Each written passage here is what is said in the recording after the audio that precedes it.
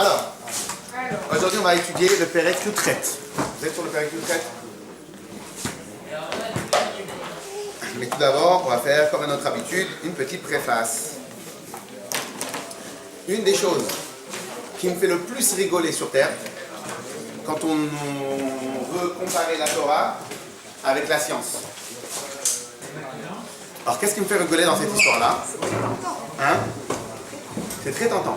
Mais qu'est-ce qui me fait le plus rigoler dans cette histoire-là? Vous savez c'est quoi? C'est lorsque certains vont oser dire que la science, c'est logique, c'est scientifique, c'est ça, mais la Torah, il y a de la émouna. Dans la Torah, il y a beaucoup plus de croyances et moins de logique, alors que le passouk qui dit tout le contraire. Le passouk qui dit... Alors que le passouk dit tout le contraire. Que la Torah qui hi chochmatrem ou vinnatrem leine ha'amim. Parce que la Torah c'est notre chochma, c'est notre intelligence, c'est le plus grand gage d'intelligence devant tous les peuples du monde. Donc on va essayer de dire que la Torah, elle est moins logique et moins scientifique. Quand je dis scientifique, c'est dans le sens logique. Mais quoi, c'est Yom HaSpaout aujourd'hui? Vous n'êtes pas très branché. Mettez-le dans le café, hein, sur la... C'est pas trop votre truc, ça, Yom HaSpaout. C'est pas grave. Ça va, tout va bien. C'est les grands débats. On aime les juifs. Alors maintenant, On est putain, c'est tout. voilà, en honneur de ce jour, on a mis du beurre coupé. Ça fait du beurre dans les pains. Alors maintenant, et donc, ça me fait rigoler beaucoup. Pourquoi? Parce qu'en vérité, c'est tout le contraire, comme on vient de le dire. La Torah, qui la Torah, c'est la plus grande science qui existe sur Terre. Ok? Alors maintenant, donc, d'où provient cette hypothèse-là? Alors on va le voir un tout petit peu plus tard. Cependant, alors maintenant, je vais dire autre chose. Alors quoi? Ça veut dire que la science, elle n'est pas logique? Mais en fin de compte, la science, elle n'est pas plus logique que la Torah. Voire beaucoup moins. Ok? Une des choses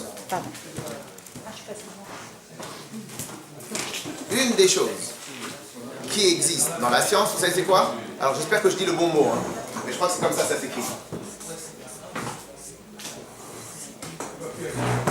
C'est quoi ça? Je ne sais pas si on voit bien. Un axiome. Hein? Vous savez c'est quoi? Ouais, il y a que moi qui a fait le bac plus 19, plus 45. Axiome. Voilà. Axiome, ça veut dire quoi? C'est un principe de base. C'est quoi un principe de base? C'est-à-dire que c'est comme ça. C'est comme ça et c'est pas autrement. Et maintenant, et dans la science, elle est bourrée d'axiomes. Et bourrée d'axiomes, c'est-à-dire qu'il n'y a pas un endroit dans la science où il n'y a pas un axiome de base. Alors, c'est quoi l'axiome de base? Alors, je vous donne un exemple. La gravité. La gravité. Tous les scientifiques qui vont expliquer la gravité ne vont pas expliquer la gravité. Ils vont essayer d'expliquer un peu la gravité. Mais en vérité, la gravité, c'est un axiome de base. C'est quoi l'axiome de base? C'est que la Terre nous attire.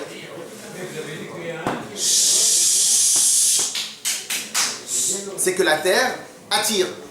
Et la preuve, on tombe pas. Les Chinois, ils sont en bas, ils tombent pas. La Nouvelle-Zélande, elle est en bas, ils tombent pas. Nous, on est en haut, mais quand on se tourne, on tombe pas. Donc au final, l'axiome de base, c'est on est scotché à la Terre. Alors maintenant, c'est quoi? Comment on peut expliquer cela? Mais en vérité, cet axiome de base qui est on est scotché à la Terre. On est d'accord? Tout ce que les scientifiques vont faire, c'est expliquer après que cet axiome de base elle est arrivée. Ok? Donc après ils vont expliquer plein de choses. Une des explications peut-être qu'on va voir aussi c'est quoi? C'est que en vérité chaque masse plus importante attire les masses moins importantes. Ok? Par exemple, vous prenez une bougie, vous prenez la grande bougie de Motzei Shabbat, il y a plusieurs flammes. Si vous voulez vous amuser, vous prenez une autre petite flamme, une petite bougie, vous la rapprochez. Et vous voyez qu'à un certain moment, la grosse flamme, elle va rester dans son sens à elle, et l'autre, elle va vouloir se rapprocher. Et elle va chercher la petite, elle va chercher à s'approcher de la grande. Ok? Quand vous avez une grande flaque d'eau, vous avez quoi? Vous avez une petite eau, et à un certain moment, si l'eau elle se rapproche, c'est la petite qui va aller vers le grand. Donc c'est quoi la règle? La règle, c'est qu'une grosse masse, elle attire les petites masses. En vérité, la règle plus élevée, c'est quoi? La règle plus élevée, c'est quoi? C'est que chaque chose va retourner à sa source. Et ça, on va le revoir dans quelques instants. Ok? Alors maintenant, qu'est-ce qui se passe? Tous ceux qui veulent expliquer la gravité, ils commencent à expliquer à partir de ce principe-là. Il y a un axiome de base, on est collé au parterre. Bon, maintenant, comment on va l'expliquer? Donc au final, la science, elle est plus scientifique que la Torah. Ça revient au même. Puisque dans la Torah, on a aussi des axiomes de base. Ceux qui pensent que la Torah, elle n'est pas logique ou qu'il y a beaucoup de émouna dans la Torah, ça c'est vrai, ça c'est même pas une question. Ok? Mais ceux qui pensent qu'il y a plus de science dans la science que dans la Torah, ils se trompent à fond la caisse. Ils se trompent totalement. Pourquoi? Parce qu'il y a marqué Naaseh Venishma.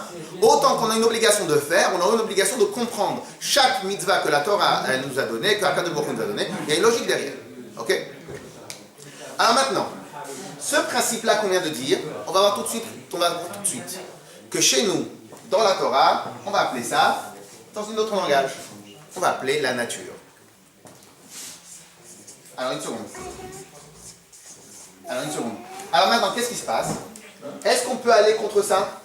On ne peut pas aller contre la gravité. Est-ce que, même si je ne comprends pas, je peux aller contre? Non. Est-ce que je peux y faire quelque chose? Non. C'est comme ça qu'Akadosh Baruch Hu a créé le monde. On est d'accord? Dans la Torah, on va utiliser le terme la nature. En hébreu, ha-te-va. La nature. Et bien nous, dans notre langage à nous, dans le langage de la Torah, à chaque fois, on va maintenant se mettre clair dans la tête. À chaque fois qu'on va utiliser le terme nature, c'est pour nous donner un axiome. C'est pour nous dire c'est comme ça et c'est pas autrement. Après, tu veux comprendre la logique qui va derrière. Qu'est-ce qu'il comprend là? C'est Benishma. Donc il faut aussi comprendre. Mais la règle, elle est qu'il y a certaines choses qu'on ne peut rien y faire. Que tu veuilles pas, que tu acceptes pas, que tu comprends pas, c'est comme ça. C'est comme ça. Va toi maintenant chercher, il va y donner des explications. Vas-y, fais-le. Mais c'est comme ça. C'est ce qu'on appelle un axiome de base. Et nous, chez nous, le mot axiome, on va pas l'utiliser axiome. Qu'est-ce qu'on va dire? On va dire Hateva. C'est la nature.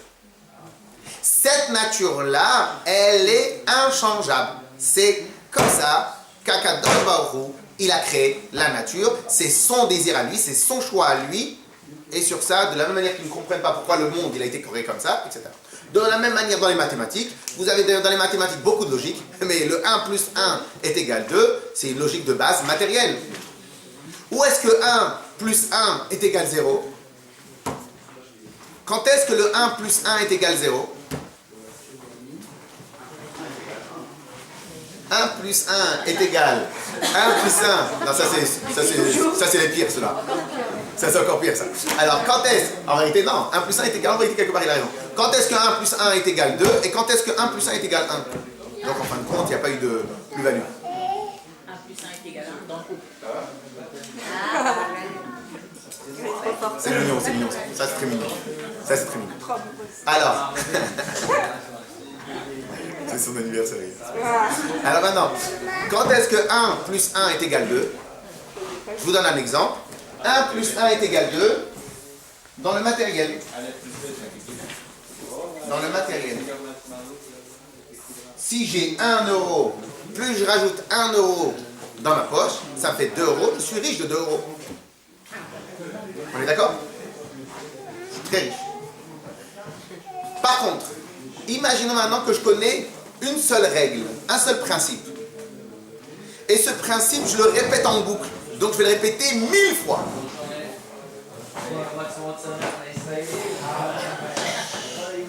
Quand maintenant je répète la même logique 1000 fois. Est-ce que je suis riche de 1000 logiques? En vérité, il me reste toujours une seule logique. Si je répète la même règle dans ma tête 1000 fois, est-ce que je vais être riche de 1000 intelligences, de 1000 logiques, de 1000... Ou en vérité, ça me reste toujours une.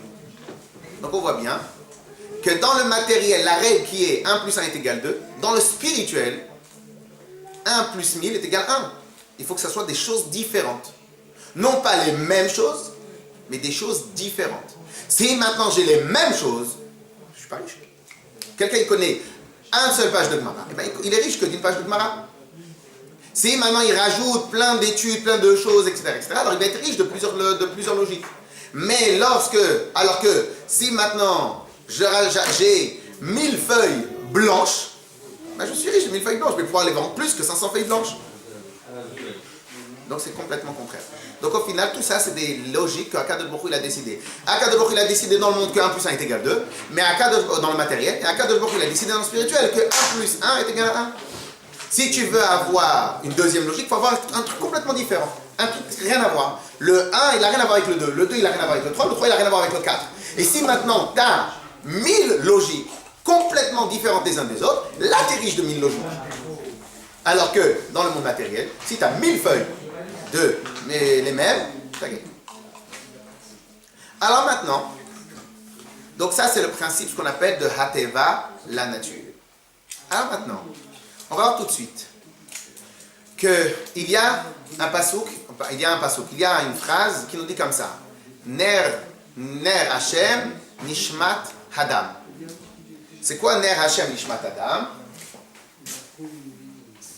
Alors on va faire écrit en français. Ner Hashem, donc Hashem Nishmat Adam. En hébreu, je ne sais pas si on va le mettre. Ner Hashem, Nishmat, Adam. Traduction. On doit avoir des fortes en traduction ici. C'est quoi? La lumière. Alors la bougie, la flamme d'Hachem, c'est la Neshama de l'homme. Ok? Alors on va essayer d'apprendre un tout petit peu la logique de cette phrase-là. Mais avant tout, ça veut dire quoi Adam? L'homme. Mais nous on a une règle que Atem Krouyim Adam. Parce qu'en vérité, homme en hébreu, ça peut être Ish, ça peut être Enosh, ça peut être Anashim, ça peut être plein de mots, on dit homme. En vérité, Adam, c'est pas homme. Atem Krouyim Adam. Lorsque dans la Torah on nous dit Adam, on parle des Bnei Israël. Donc en vérité, quand on va dire dans le pasuk Ner Hashem Nishmat Adam, la bougie d'Hachem, c'est la Neshama de l'homme. En vérité, c'est pas la Neshama de l'homme, c'est la Neshama des Bnei Israël. Alors, qu'est-ce que ça veut dire ça? Alors là, on va continuer un peu ce qu'on avait étudié avant qu'on ait commencé l'histoire de Pessah et tout ça. Qu'en vérité, les Bnei Israël, ils ont une émouna dans Akadosh Baruch Hu, ils ont un attachement à Akadosh Baruch Hu par nature, par défaut. Vous vous rappelez, on avait fait le cours sur ce principe-là. Alors maintenant, on va voir une autre perspective sur ce principe-là. Pourquoi les Bnei Israël, ils ont une émouna dans Akadosh Baruch Hu, ils ont un attachement dans Akadosh Baruch Hu automatique. Ça, c'est la première chose. Et la dernière chose qu'on va voir dans le Pérec, c'est quelle est la logique qu'un juif, il peut passer sa vie en dehors de la Torah, en dehors des mitzvot, en dehors d'une choule, en dehors d'une yeshiva, en dehors de tout ce que vous voulez. Mais il est prêt à mourir si on veut le convertir. Et ça, c'est ce qui s'est passé pendant des siècles. Et c'est pour ça que, comme je l'ai dit plusieurs fois, c'est pour ça que nous sommes encore là. Pourquoi nous sommes encore là? Parce que nous avons eu des héros avant nous. Et ça, on l'avait déjà dit, mais je vais le répéter, ça c'est un des devoirs des mamans. C'est quoi? C'est de raconter des histoires de nos héros. Raconter des histoires comment des jeunes gens, ils étaient prêts à mourir parce qu'on leur a enlevé la kippa de la tête. Pourquoi maintenant ils étaient prêts à tout abandonner parce qu'on voulait les séparer d'Akadosh Baruch Hu. Et si on est là aujourd'hui, si maintenant il y a un peuple juif aujourd'hui, alors que nous, on est en France, on est cool, il n'y a personne qui nous embête, il n'y a personne qui nous dérange, ok?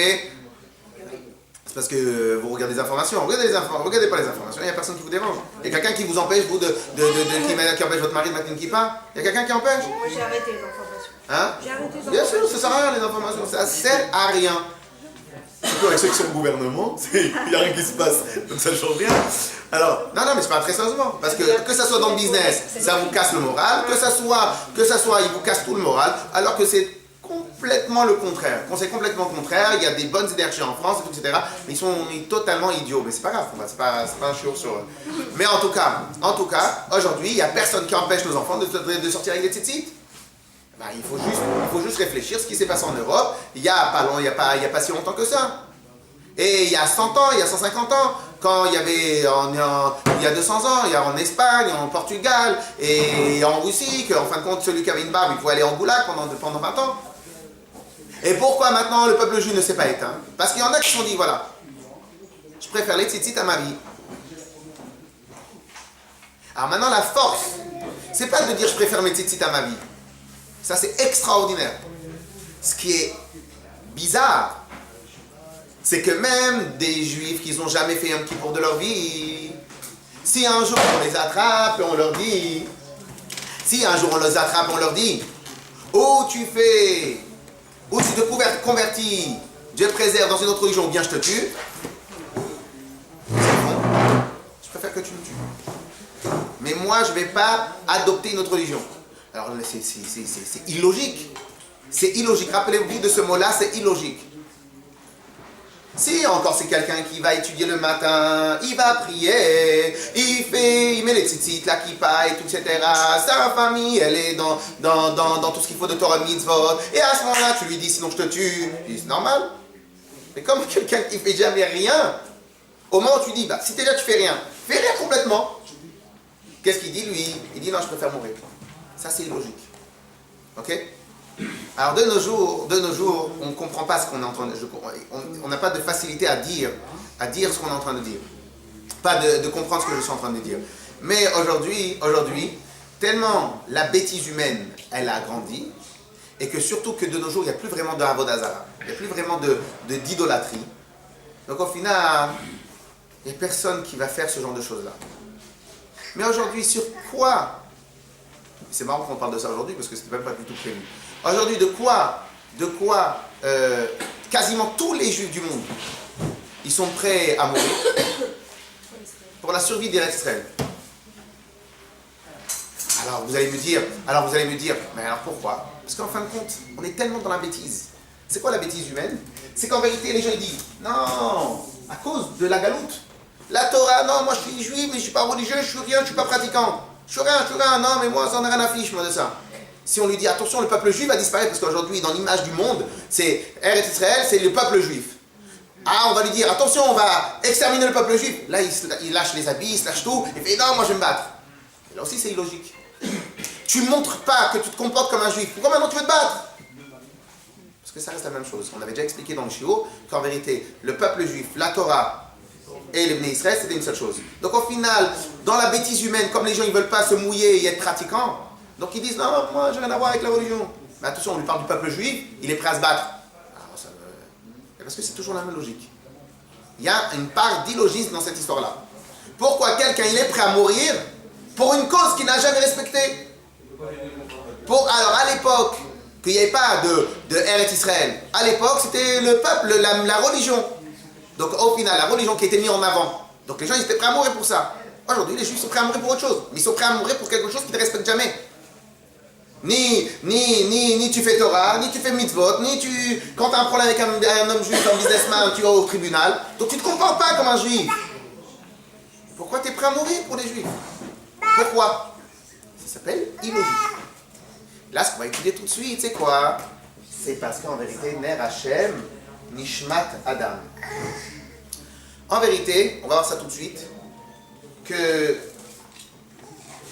Alors, on va laisser tomber cette histoire-là d'Eretz Israël, on le passera en second plan, mais d'abord, on va comprendre avec l'histoire de s'attacher avec Akadosh Baruch Hu. Parce qu'en vérité, le Rambam nous dit la chose suivante. Est-ce que vous êtes posé une question? Pourquoi la flamme, elle cherche toujours à... Elle bouge comme ça, elle vacille, elle va chercher. Et dès qu'il n'y a plus de bougie, paf, elle s'en va. Reste un peu avec nous. Pourquoi elle s'en va tout de suite? Le Rambam nous répond la chose suivante. Alors, ça par contre, je n'ai pas d'explication logique à vous donner. Je n'ai jamais vérifié, je ne sais pas comment ça marche. Mais le Rambam nous dit la chose suivante. Que la source du feu,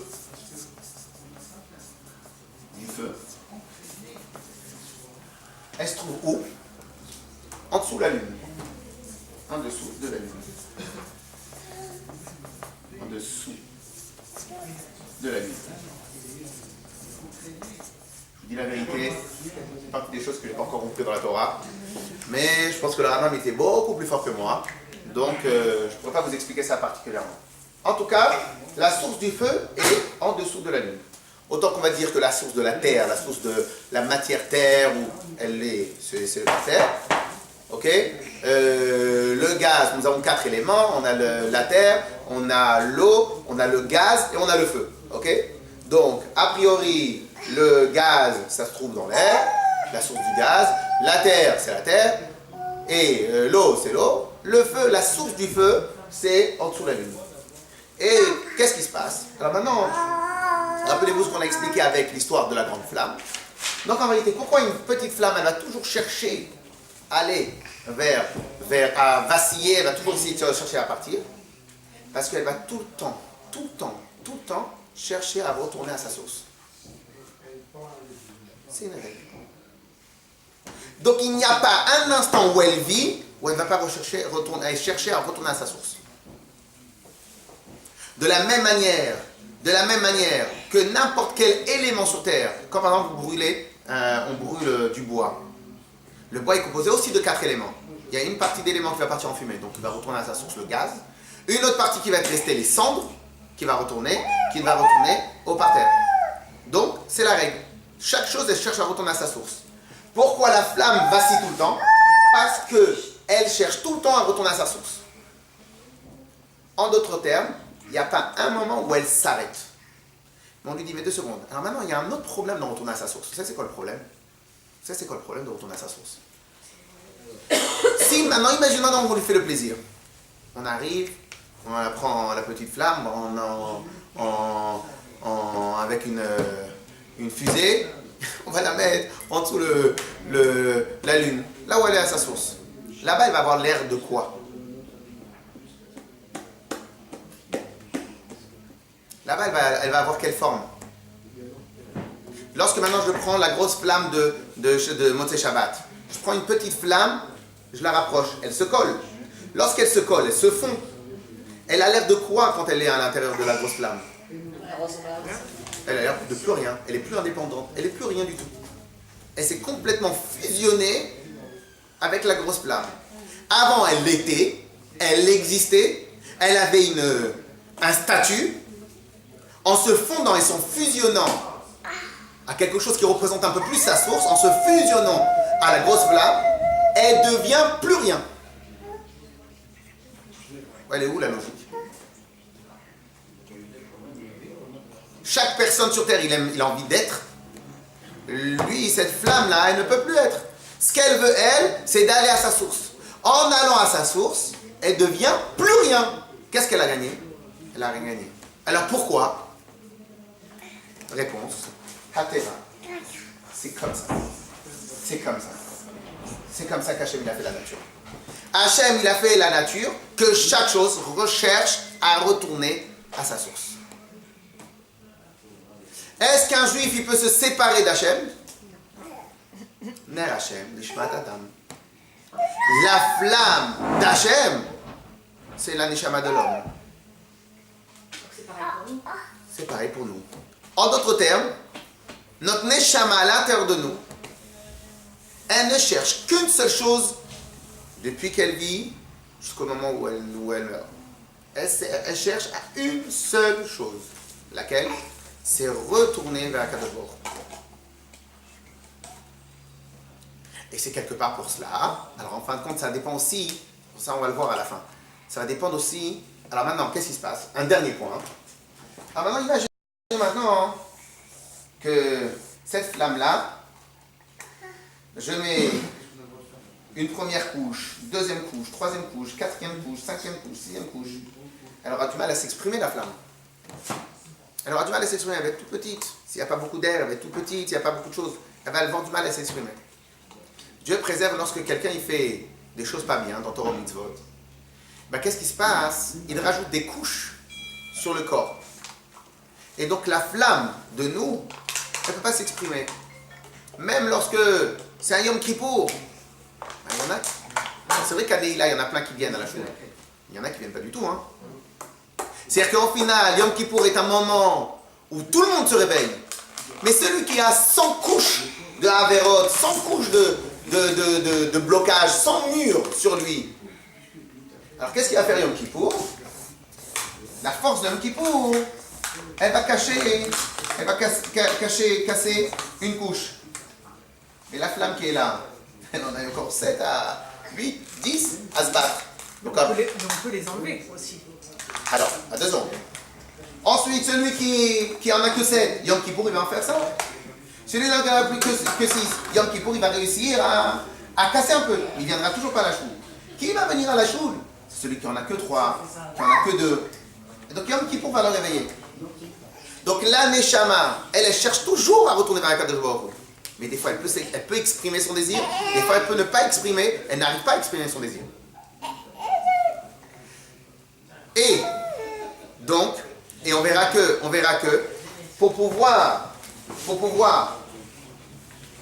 que la flamme exprime son désir, il faut réussir un exploit extraordinaire. C'est lequel? C'est casser tout ça.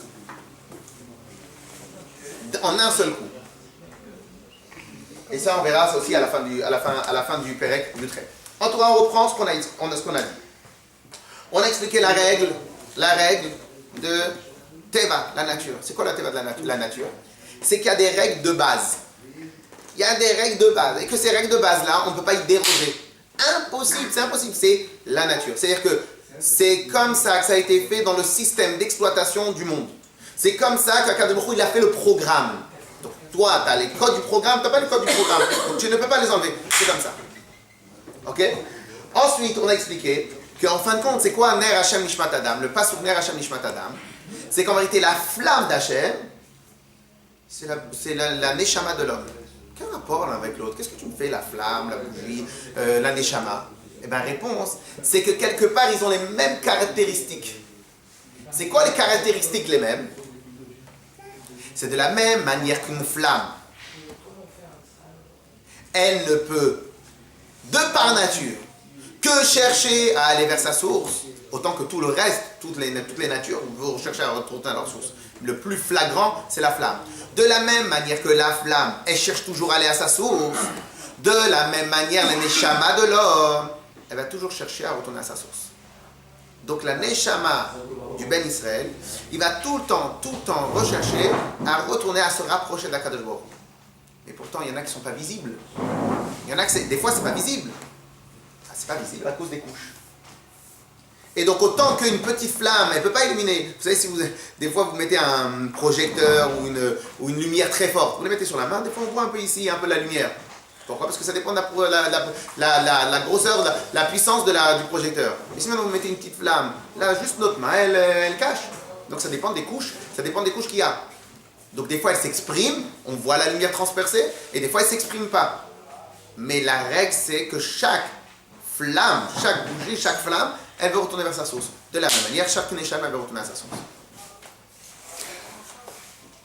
Au passage, cette règle-là, là vous allez me dire, bon, après on va essayer de comprendre à quoi ça nous sert tout ça, mais moi je vais vous dire un truc à quoi ça nous sert déjà.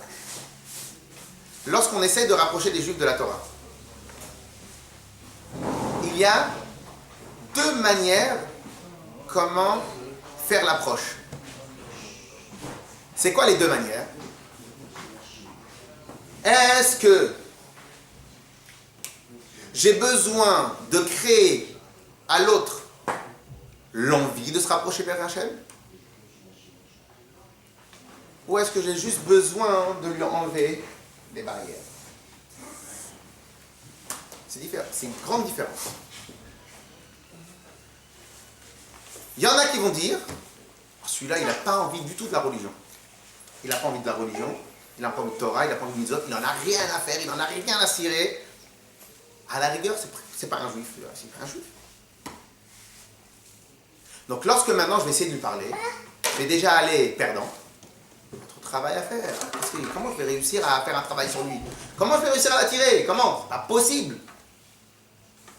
Mais en vérité, c'est très possible. En vérité, lui, sa flamme, elle a envie de se rapprocher d'Hachem. Il faut juste que je trouve les bons mots pour passer au travers les mailles du filet. Il faut que je trouve les mots pour surpasser, pour réussir à transpercer les barrières qui l'empêchent, sa flamme de s'exprimer. Par contre, si je dis, qu'il y a des juifs qui n'ont pas envie. Ils n'ont pas envie ils ont pas envie de la Torah et des mitzvot. Alors moi, quand je vais aller essayer de faire du travail sur eux, ben, je vais aller perdre. Pourquoi? Déjà, il faut que je casse les barrières. Et en plus, il faut que je lui crée une envie. Je ne vais pas y arriver, c'est perdu d'avance. Et en vérité, le vrai émet, c'est donner à un juif les bonnes raisons, ou les bonnes explications, les bonnes raisons d'aller à la synagogue, les bonnes raisons de se rapprocher, il y va en courant. Le seul problème, c'est quoi? C'est des fois, on n'arrive pas à donner les bonnes raisons. Mais en vérité, notre travail à nous, c'est quoi? Ce n'est pas de créer une volonté du juif de se rapprocher vers Hachem. Je ne vais pas lui créer une flamme. C'est pas ça mon travail. Mon travail à moi, c'est pas de lui créer l'envie d'aller vers Hachem. J'ai pas besoin. C'est dans la nature. C'est comme ça, il ne peut pas faire autrement. Il ne peut pas y faire autrement. Il ne peut pas. C'est un action de base, c'est la Teva, c'est la nature. Il ne peut pas faire autrement. Le seul problème, regardez dans la majorité des cas, le gars, ou bien il a eu zéro éducation. C'est pas qu'il n'a pas envie. Il comprend, il ne sait même pas de quoi tu parles. Ou bien que le gars, il a eu un problème une fois avec des religieux. Ou bien une fois, quand il était jeune, on lui a mal parlé dans une synagogue. Donc en fin de compte, il a été une fois à la synagogue. Il a voulu, il s'est intéressé. Sauf que quoi? Sauf qu'on lui a mis trop de barrières. Donc mon job à moi, c'est quoi? Mon job à moi, en tant que juif qui a envie d'essayer d'aider ses frères juifs, mon job à moi, c'est quoi? C'est de casser ces barrières-là. Mais moi, je n'en ai rien fait, je n'ai pas besoin de lui travailler sa flamme. Peut-être que sa flamme, elle est plus grande que la mienne. Peut-être que lui, il a plus envie de se rapprocher vers Hachem que moi, à la base, j'ai envie. Le seul travail que moi, j'ai à faire ça. À casser ça, à casser ces barrières. Alors, comment on fait? On fait un Farbrengen, on fait à manger, on fait des choses, on fait des trucs. Pour que peut-être il va réussir un tout petit peu à vouloir écouter. Il va être réceptif.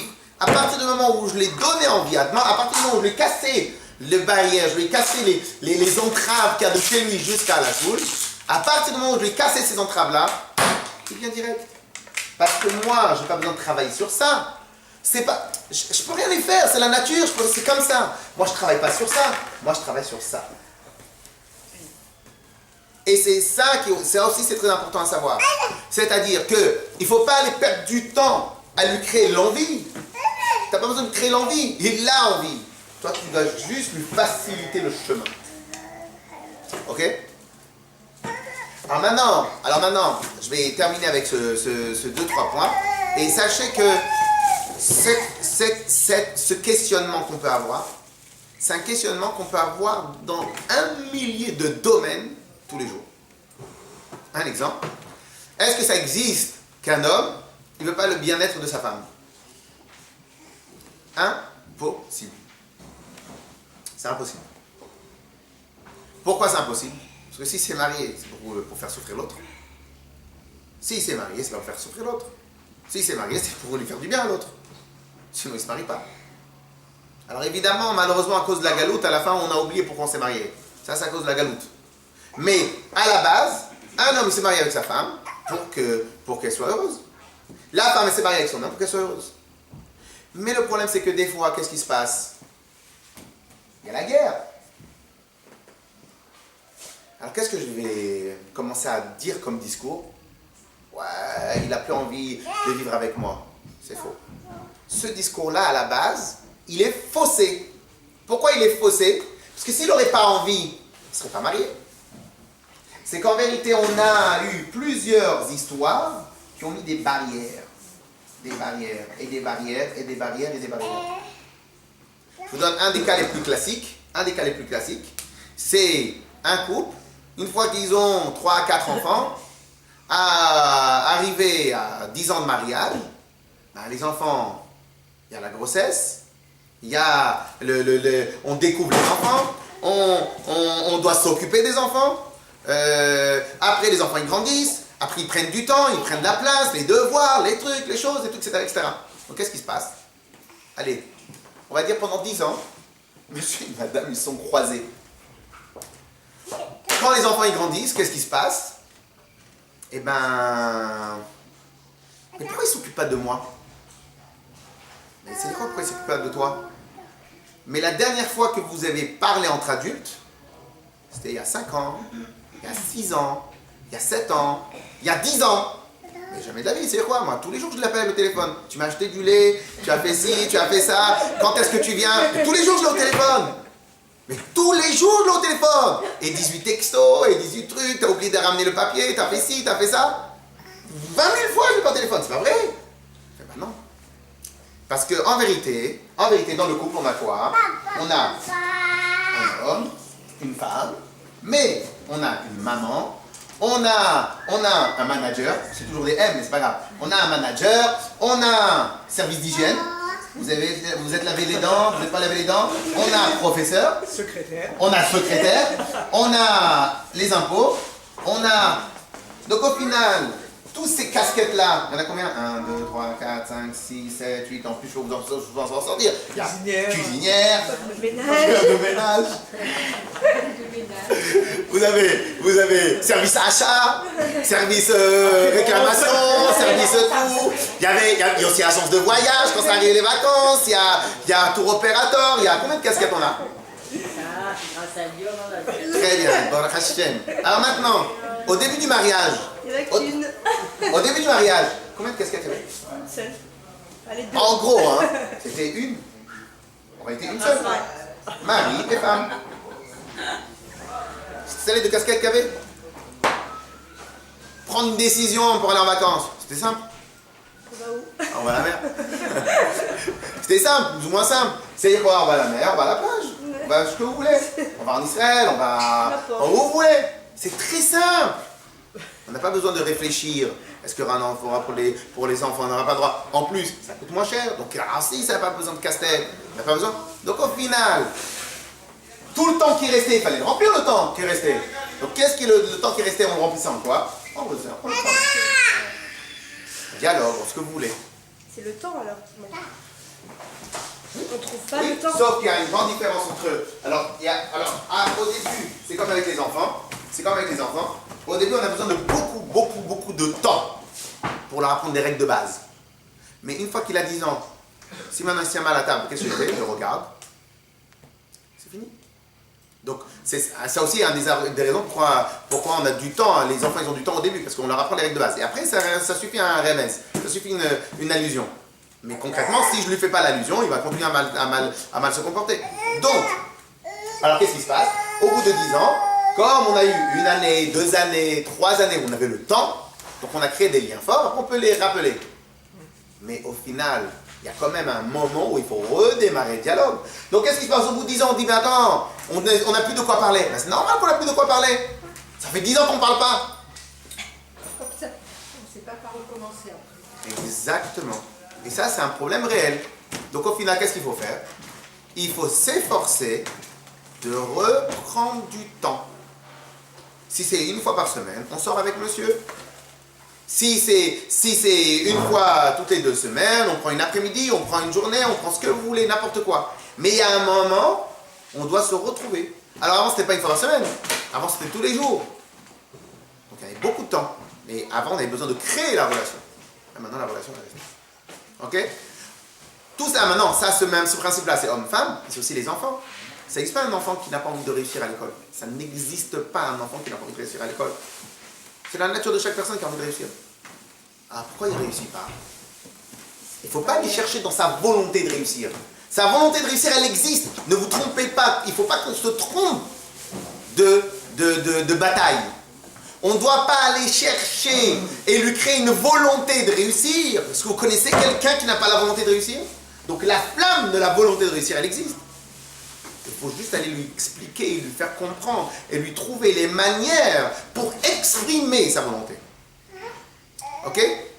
Donc ce principe-là, cette action de base, ces principes-là, ça aussi c'est très important à savoir de manière générale, à essayer de discerner. J'ai besoin de lui créer sa volonté ou j'ai besoin de lui enlever les obstacles. Par contre, il y en a peut-être qui n'ont aucune volonté.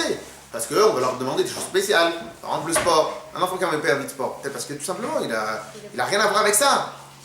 Ou parce qu'il ne voit pas sa vie de l'intérieur. Après, il y a un minimum peut-être pour qu'il soit en bonne santé. Vous voyez, après, il y a des choses. Mais il faut faire attention de ne pas se tromper de bagarre, de se tromper de bataille. Moi, je ne cherche pas à créer la volonté chez un juif d'aller à la choule. Je cherche à lui enlever les raisons pourquoi il ne va pas. Mais attends, peut-être qu'il n'a pas envie du tout. Non, il a envie de base. Je suis en train d'essayer de lui trouver les raisons pour lesquelles il ne veut pas y aller. Je lui enlève les raisons pour lesquelles il ne veut pas y aller. Une fois que j'ai enlevé les barrières, ben, il s'exprime la flamme. Ok? Il y a des questions? On commence dans les mots. C'est bon? Dans les mots. Perek, Yutret. Page. Pardon, Yutet. Page 40. Chabdalet. 47. Juste à gauche. Juste à gauche de 46.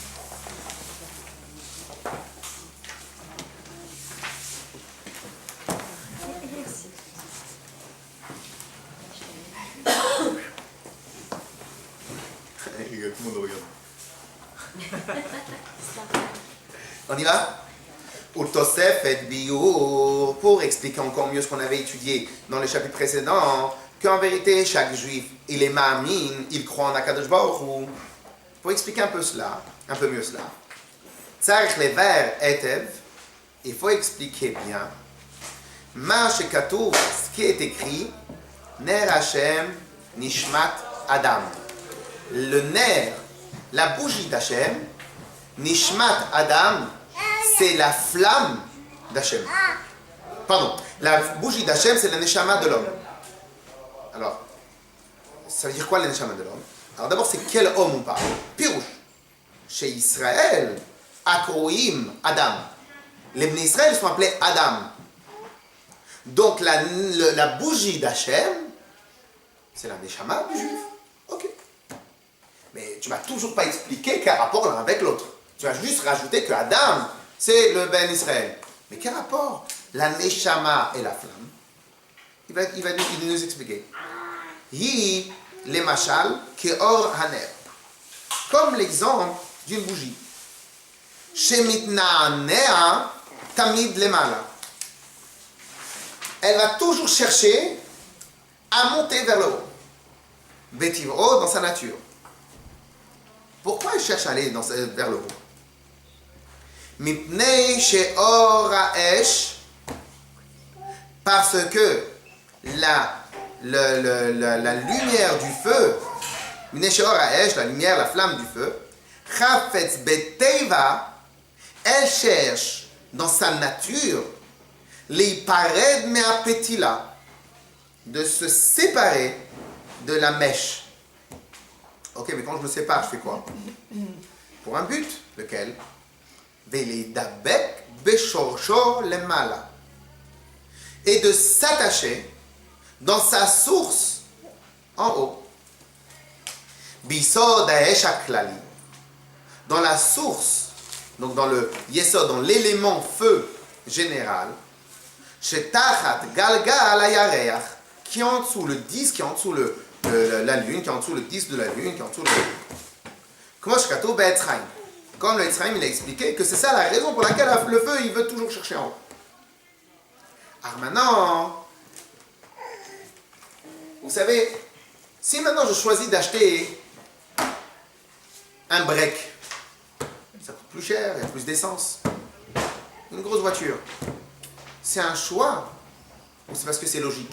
Logique, si j'ai plusieurs enfants, j'ai besoin d'acheter une grosse voiture. Si je suis commercial dans Paris, c'est difficile à se garer, alors je vais acheter une Smart. Est-ce que c'est vraiment un choix? C'est pas vraiment un choix. Tous nos choix en général dans notre vie, ils sont essentiellement dictés par une logique. Je ne vais pas acheter un gros camion pour aller faire le commercial dans Paris. Pourquoi? Tu vas passer plus de temps à remplir d'essence et à te garer que tout simplement aller voir les gens. Et même encore mieux que cela, même si je suis riche millionnaire, c'est possible qu'à Paris, je vais en métro. Donc, pourtant, c'est pas de ta classe. Mais tu n'as pas compris. La question, elle est, qu'est-ce qu'il me faut?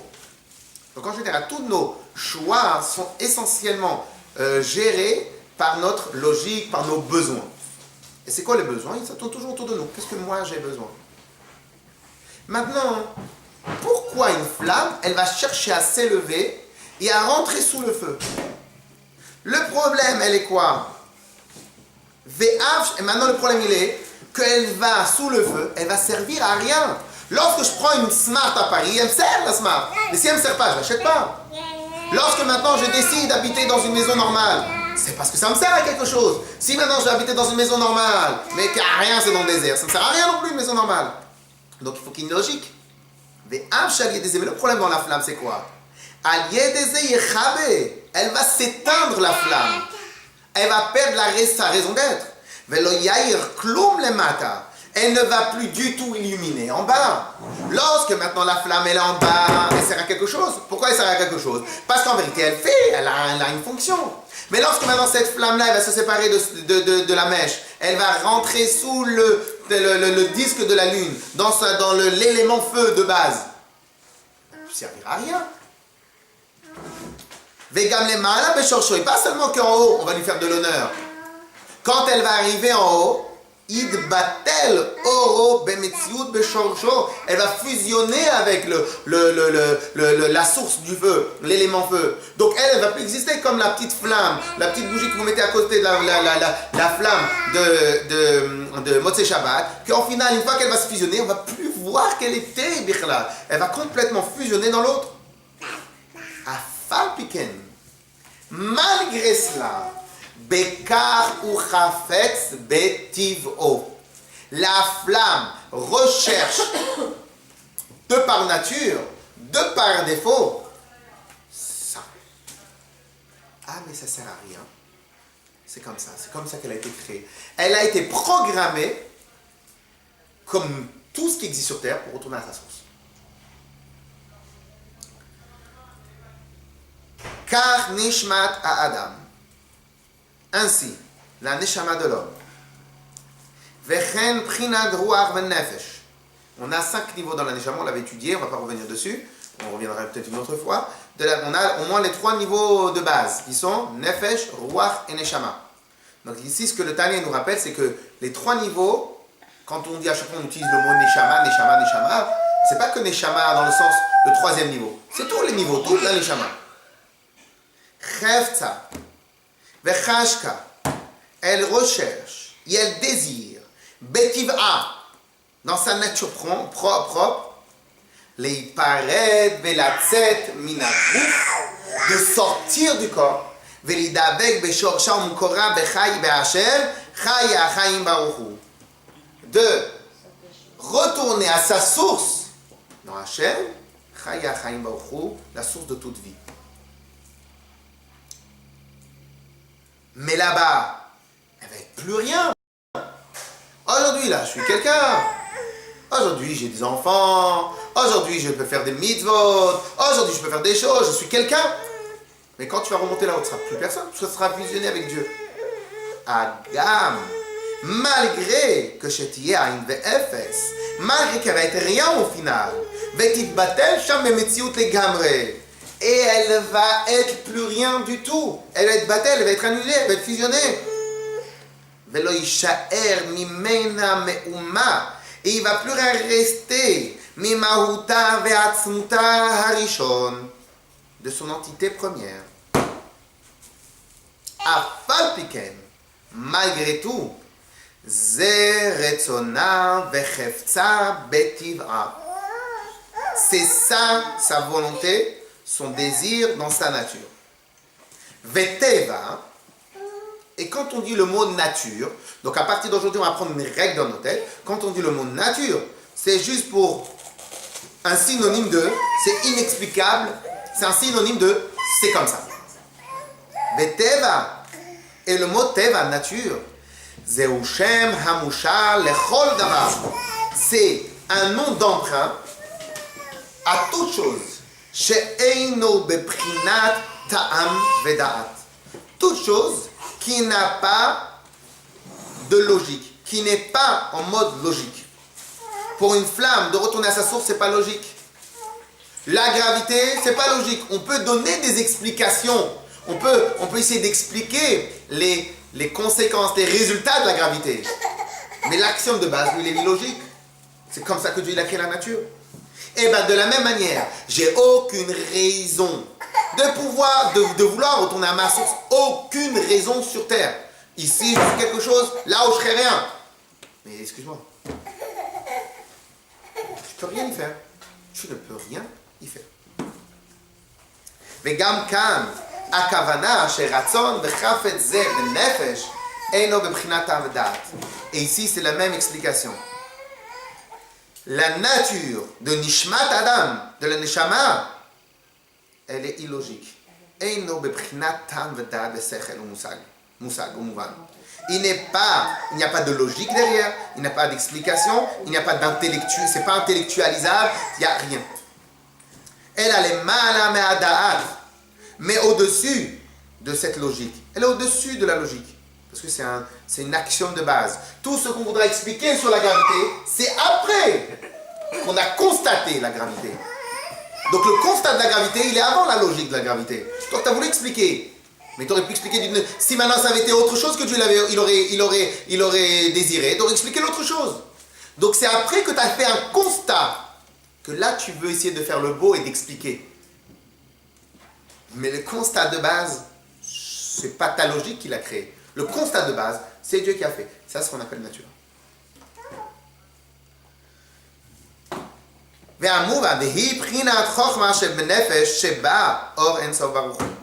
Et ce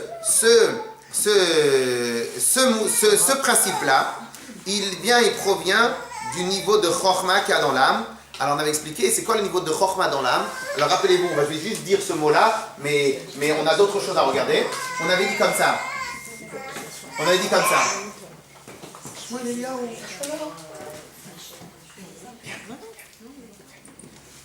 Alors on avait dit comme ça, que la base, mesdames, Chokhmah, on avait dit que la grande force de Chokhmah, c'est quoi? C'est quel est le point par excellence? D'abord, ok, c'est un piège que je vous ai dit. On avait dit que Chokhmah, c'est quoi le mot de Chokhmah? C'est quoi la traduction française de Chokhmah? Quelle est la force? Quel est le point de la force de Chokhmah? Si, vous savez.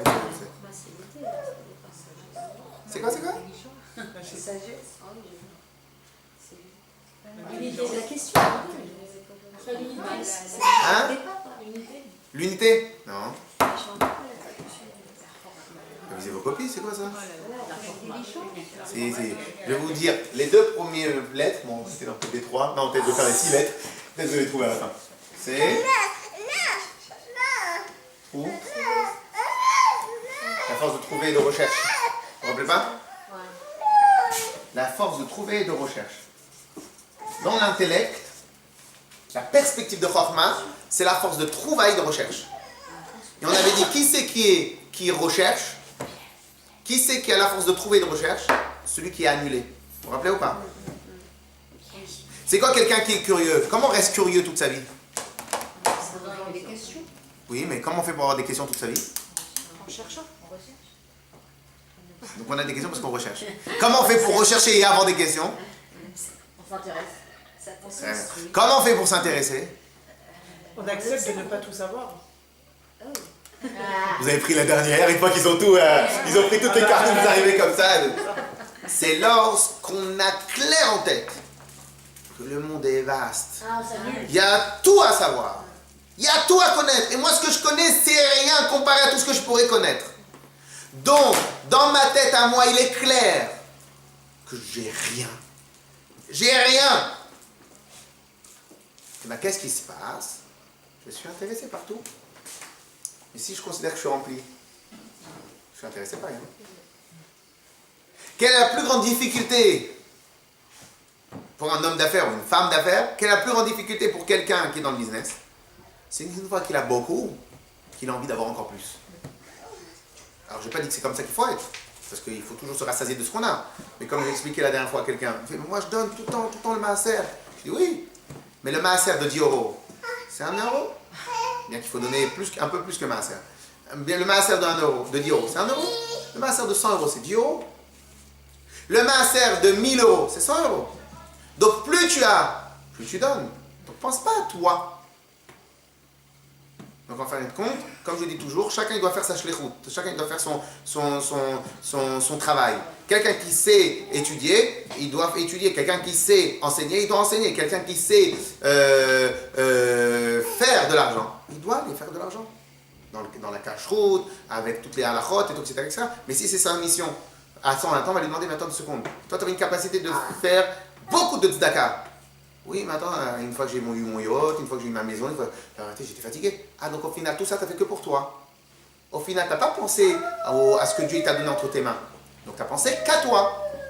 Et ça, il faut faire très attention. Chacun, on a une mission. Quelqu'un qui a une grande chorma dans l'éducation des enfants, il doit peut-être le faire partager. Chacun ici, il a une mission de faire évoluer la Torah et les mitzvot. Donc ça, c'est la mission de chacun. Donc si au final, dès lors que je suis rempli, je m'arrête, donc au final, toi, tu n'as pas fait tout ça pour une mission, tu as fait tout ça pour ton propre plaisir. Donc au final, dans tout ce que tu as fait, il n'y avait pas Dieu. Maintenant que tu es rempli, tu ne fais plus rien. Ok? Donc au final, chacun il a sa mission. Alors maintenant, on revient sur notre élément de base. Donc c'est quoi le principe de Chokhmah?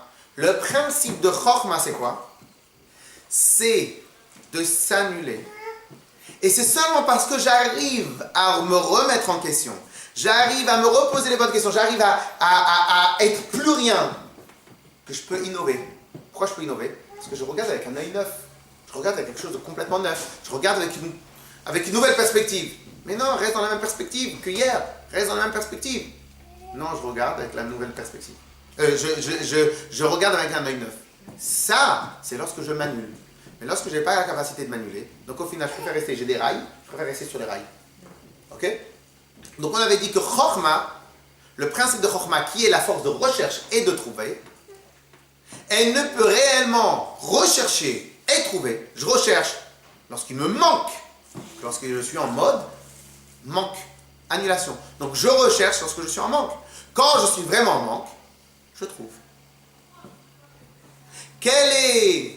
On avait donné une autre règle. Quelle est la base, le principe premier de la Gdusha? Quand la traduction, la définition du mot Kadosh.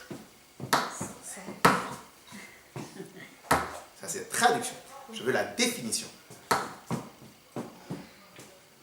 On avait dit que Kadosh, il a une seule définition. Tout ce qui est annulé devant Dieu. Tout ce qui est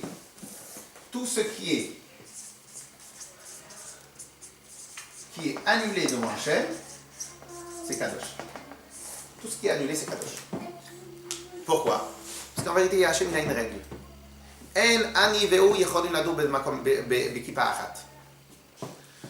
Comme ça, Hachem, il dit à l'orgueilleux, moi et lui, on ne peut pas vivre ensemble. Donc Hachem, il se trouve où? Il se trouve chez celui qui est humble, celui qui laisse la place à Dieu. Plus tu t'effaces, plus Dieu est présent. Plus je suis là, même si je suis un grand Chacham, le mot « je », c'est tout le contraire de Akadosh Baruch Hu. Donc dans quel endroit Hachem il se trouve? Il se trouve c'est là où il y a personne, là où c'est annulé, là où il y a de la place. Là où il y a de la place. Ok? Donc, si maintenant on doit prendre sur les 10 forces de l'âme, quelle est la force par excellence où se trouve Hachem? La force par excellence où se trouve Hachem, c'est Chokhmah. Pour cela, on l'a déjà étudié, on va l'étudier une autre fois et encore plein de fois dans Tanya. Le Chokhmah, c'est l'endroit qui transcende et l'endroit où Akadosh Baruch Hu réside par excellence. Ok? Donc, où va être les grandes capacités, les grandes lignes de la Neshama? Au niveau de Chokhmah. Cette nature-là qui est de toujours vouloir retourner vers Akadosh Baruch Hu, où elle peut résider ailleurs que Chokhmah? Nulle part. Donc elle va être essentiellement dans Chokhmah. Je termine ces 2 lignes, après je vous libère.